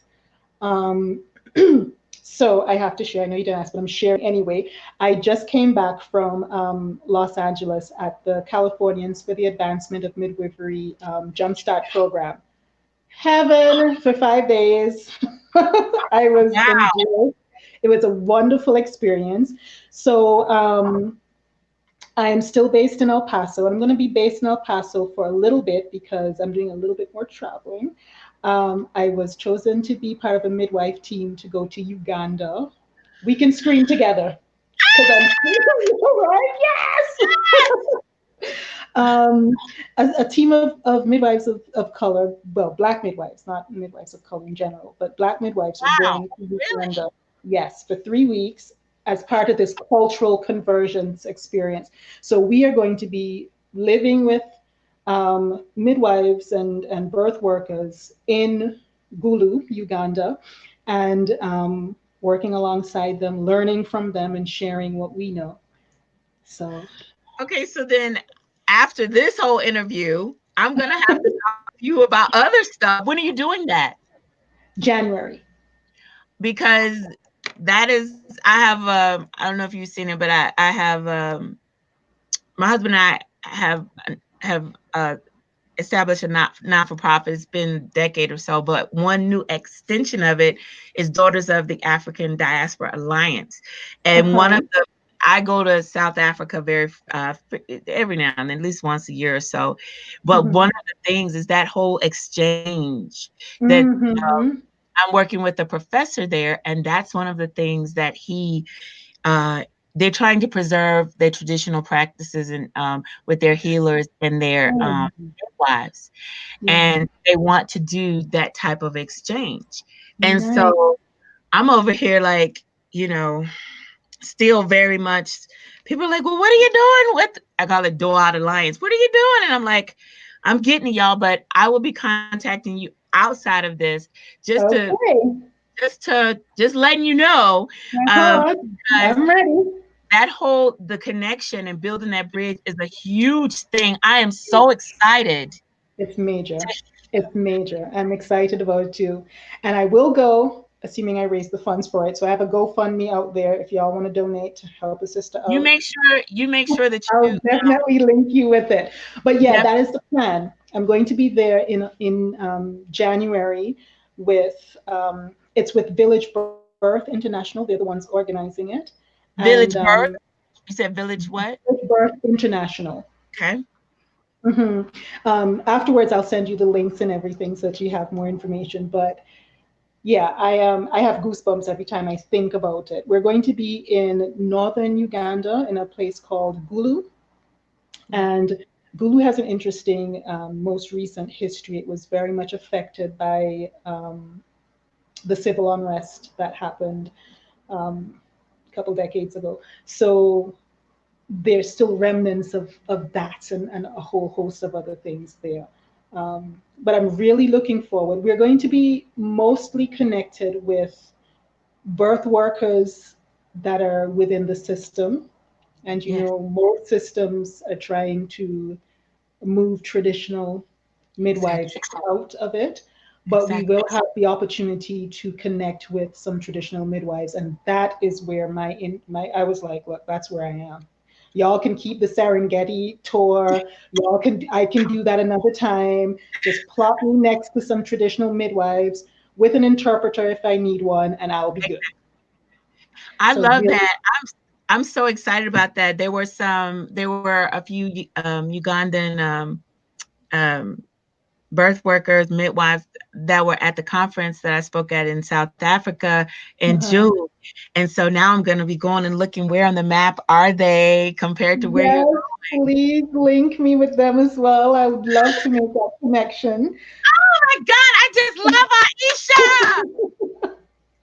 Yeah, I am so excited. I can't even begin to explain how excited I am. And so that's part of the reason why I'm still in El Paso because I'm like, I'm gonna be moving around a little bit. So let me just keep my base here for the time being, and then um, I'll be moving on from there. So when I get back from Uganda early next year, I won't be based in El Paso anymore. But I don't yet know where I'm going to be based. I'm still trying to figure that part out. We will look out for that. Tell me Yeah. this, if there was one thing, I talk to people frequently who are interested in birth work, Uh-huh. um, who are just, I believe it is a call because I do very strongly feel that there are ancestral voices calling to us, and not just Mhm. like, oh, Black women are dying, and so that's why Black women are turning to stuff. Mhm. I don't Mhm. believe that. I actually believe it's a spiritual call for many, maybe not Mhm. all, but for many Black women, many women of the African diaspora, because Mhm. this type of work was not relegated um, to one Right. person, and we Right. all knew a little something.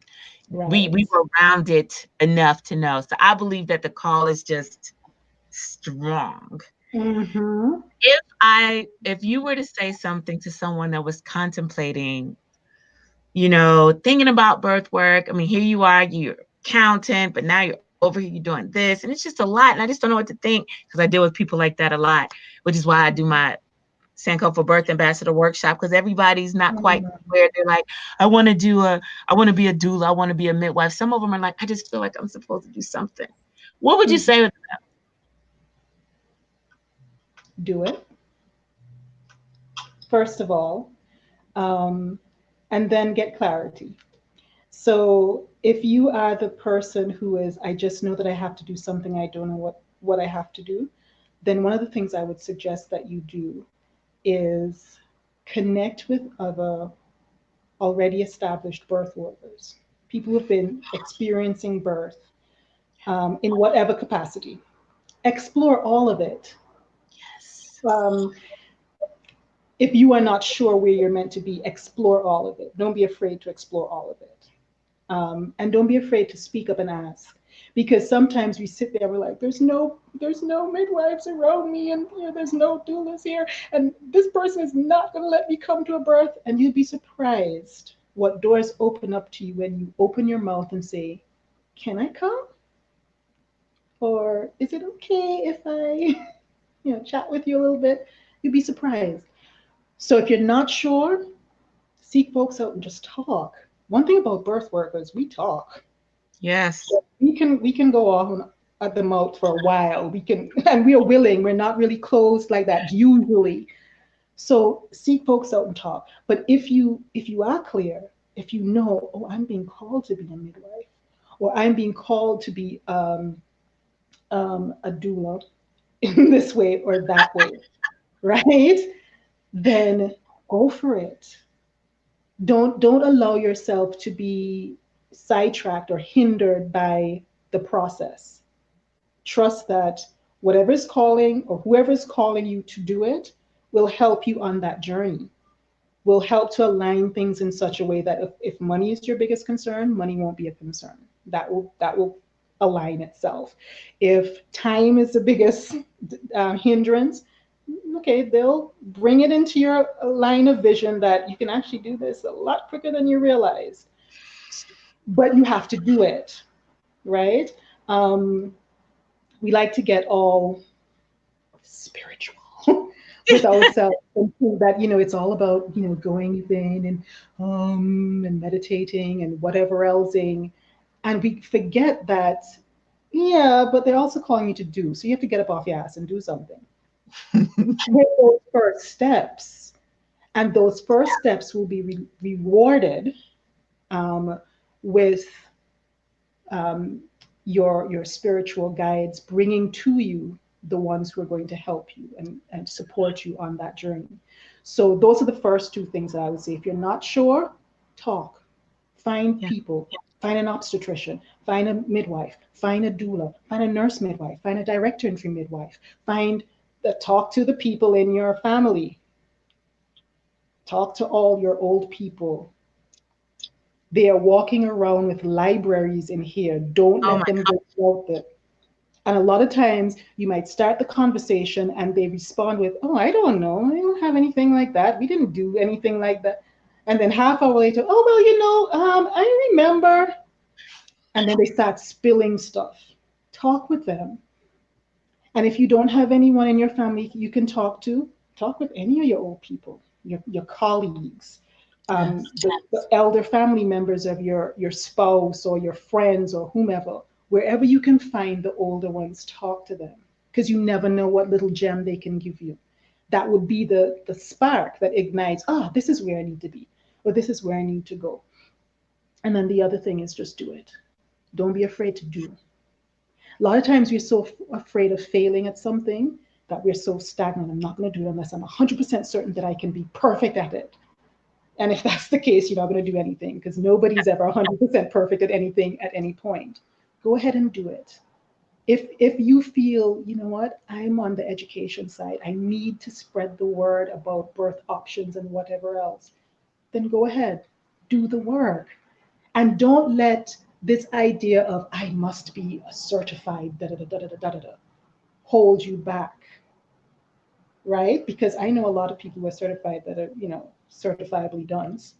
And I Queen. also know people who are not certified that have this wealth of knowledge and wealth of information that they can share with people and really make a difference in terms of opening up birthing women and birthing families to the options and the different things that are out there for them. Go ahead and do that.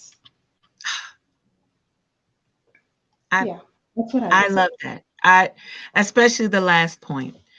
Mhm. I congratulate people for any of the accomplishments and certifications and Mhm. recognitions. But when we're talking about reclaiming and rebuilding, if you're able to help and do something, it's okay. Mhm. And especially as a woman of African descent, when we have so many things that we're working towards.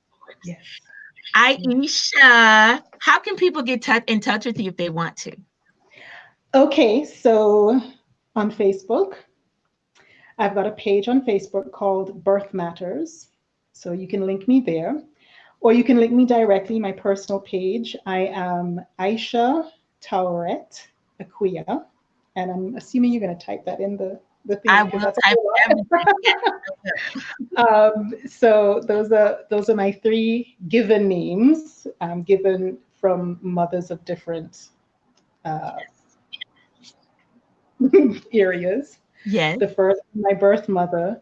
The second, from my spiritual mother who initiated me into the Satut Ma'at.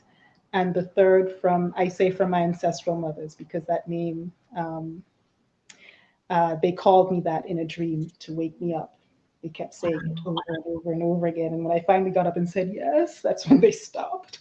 And I went, oh, okay, so that's, you want me to honor that name.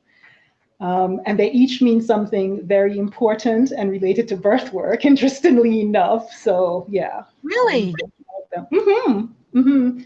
Yeah, Aisha means life.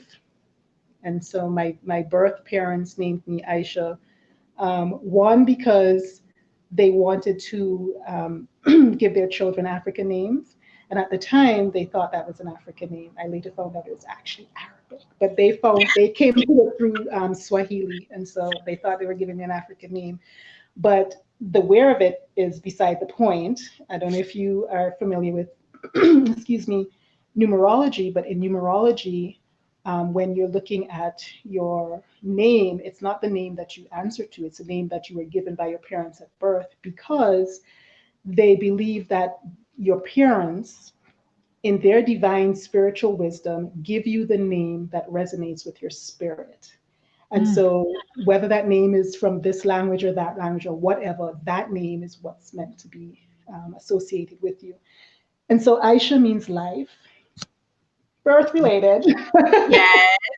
And Taweret is the goddess of maternity and childbirth.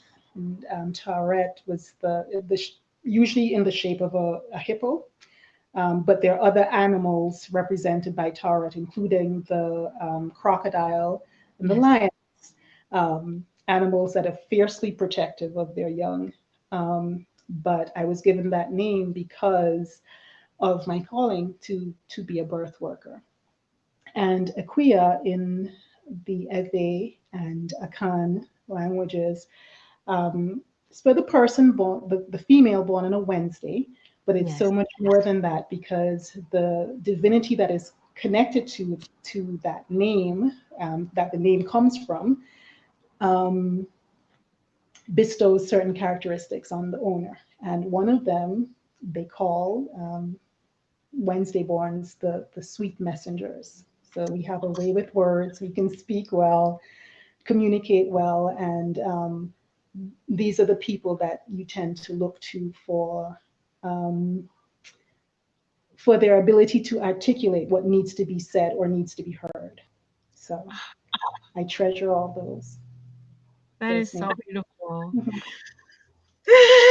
Thank you, thank you, thank you, thank you. And I see Thank you cut your you. hair. I saw I that you did, I did. Ooh, ooh, ooh. I and chopped it all off. it's gorgeous. You are absolutely stunning and gorgeous and Oh, all thank of those things. you. And Thank I you. thank you for your time. Those of you all who are like me who just cannot get enough of this beautiful woman and want to connect, I'll make sure that all of that information is written down so you can just click and connect and click and connect. But Yes. I just want to say thank you so, so much. You are an inspiration. Um, Oh, you were thank when you. I looked at you and I saw just what you were saying. Just the fact that you're willing to walk out the purpose that you feel called to. It's a Mhm. brave and it's a gutsy kind of thing to do. in a world that says just conform. And so I just want to say thank you Mhm. for that. Thank you for being who you are. And thank you for allowing us all to connect with you.